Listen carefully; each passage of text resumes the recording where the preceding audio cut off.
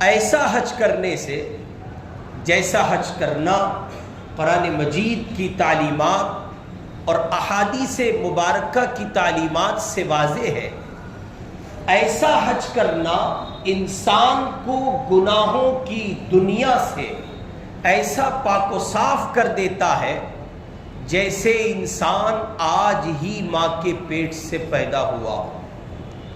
بطور تمثیل یہ بات کہی گئی، جیسے والدہ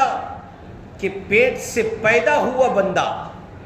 آج ہی جنا گیا بندہ، اس پر کوئی گناہ نہیں ہے، اس پر کوئی کسی قسم کا اللہ کی طرف سے مواخذہ اور گرفت نہیں ہے، جیسے وہ گناہوں کی دنیا سے پاک و صاف ہے۔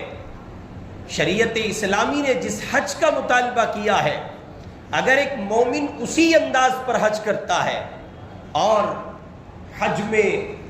احکام اسلام کی رعایت کرتے ہوئے